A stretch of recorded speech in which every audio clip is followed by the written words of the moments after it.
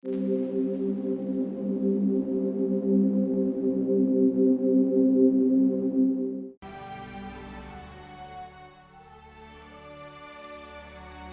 at 16, I was legally able to work, and I applied for a job at Kmart, and I was clerk 407. I was a clerk to clean the bathrooms, a stockroom, mop the floors, and I did that for about a year. I got promoted to a assistant sporting goods manager. But all along, my dream, my vision was to become a multimillionaire. So I think that really was like built my personality. I had to grow to be a man in rather quickly, and then try to, reach that financial independence to get my parents, from that financial suffering. So that became my motivation, I think my drive, early on. And, I had to do what I had to do. I couldn't speak English, but I was trying to help out my dad, better myself financially. Yeah. I mean, they could tell. I was like always like a sponge, always looking for better opportunity. If I saw one guy selling used cars and making money, I would start getting an auto trader, look for used cars, So I done so many different trades, from being a mechanic, going to people's home to change the oil on their car, brake pads, anything.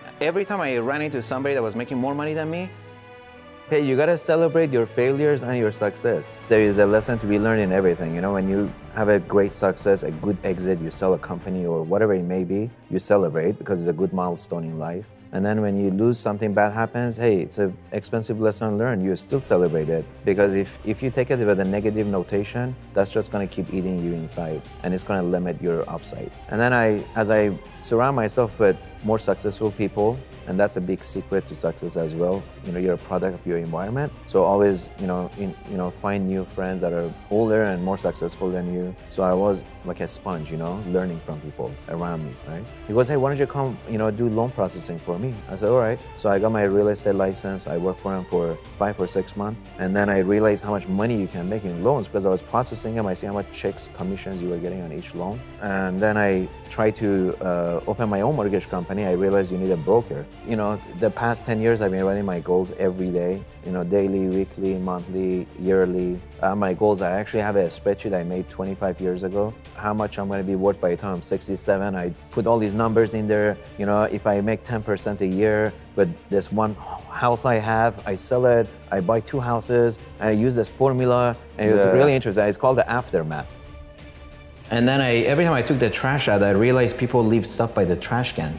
I'm like, why is this thing next to a dumpster? It's a nice chair and a table or a toaster. So I figured, hey, they probably bought a new one, they don't want it. So I would, haul those back to my patio. What builds you, your mentality, your mindset, when you do that in your early teens or 20s, is a lot different than when you're 40 and 50. What do they call it? It's very tough to teach a dog new habit tricks. So because your mentality is built, developed, and then it's very difficult to change that at age 40, 50. So it's very important early on, to try to challenge yourself.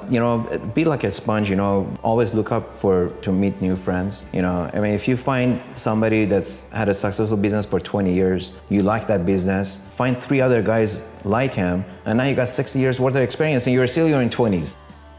3 siblings. I was 14 years old, basically to avoid going to the army and Iran and Iraq war. And my dad having 7 brothers, a few of them passed away from injuries. I was my dad's favorite. And 2 weeks before my 14th birthday, which I would have become illegal to exit the country, my dad decided to bolt. Extent of sacrifice and just guts took for him to do that, until I arrived here, and I'm like, whoa, this shit's real. You're sleeping in a car, we don't have any money. So that kind of became my motivation, and kind of forced me to become a man, in a few months. So it was a lot of pressure, a lot of guilt, obviously, to see, my sister was 6 months old, to see your baby sister crying all the time. And yeah, to me, exercise is probably the most influential thing in my life. And you probably get that from a lot of entrepreneurs. Most of them work out, they have good physique, and you build your body first, and then you build your mind, your mindset, and as you see results, improvement, your muscles, your body, your mind starts getting more confident as well. So I've always had this guilt on my shoulders that I have to do something big. I got to do something to pay back my parents. Well, because my dad left, everyone suffered because of me. So I kind of like, I was desperate to, succeed. Yeah. To kind of give everybody comfort. And so I was, since I was 14, I was always on the lookout, what can I do to like, help my parents, So, when somebody like keeps doubting you, they said, oh, for bankruptcy, you're crazy. How are you going to compete with Food for Less? It's a big chain. So I sold the supermarket, then I started doing day trading. I turned that to $600-some thousand. I took the money out September 1999. All my friends told me you're crazy. They were making a couple of $1 million on AOL stock alone, some of my friends, because that split 3-4 times. And I took the money, I left 80 grand in there. I took $600,000 out. I went and bought 2 homes and a shopping center with it. And guess who helped me? Mr. Williams. I called Mr. Williams, my landlord, and he put me in touch with his broker. He goes, help this young man and show him what you would show me to buy. And then I started my real estate investments. That was the beginning. And after that, I was just searching for more successful friends because I want to get out of the circle. Your mentality is built, developed, and then it's very difficult to change that at age 40, 50. So it's very important early on, to try to challenge yourself. Be like a sponge, always look up to meet new friends.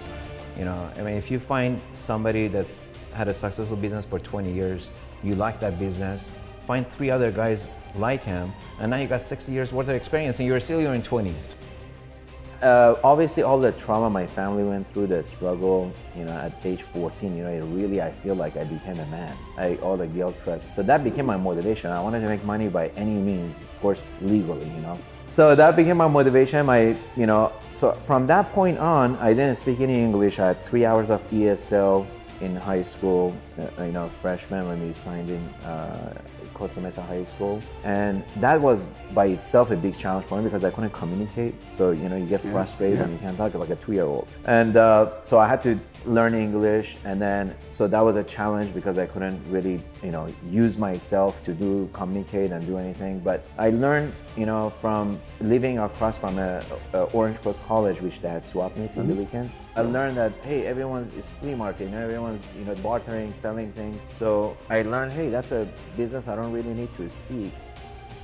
So I came from Iran at age 14. I was a skinny little boy, that escaped, that regime going to the war and all that stuff. Yeah. And my dad and my mom and 3 siblings, they decided to leave Iran 2 weeks before my 14th birthday because at age 14, they basically make you go to the army and you can't really leave the country. And so my dad, having 7 brothers, 3 of them being crippled, going to the war, wow. He decided 2 weeks before my 14th birthday that he's gonna just, bolt and leave everything. So it was a sudden journey that my dad decided to take, and it's been a long journey.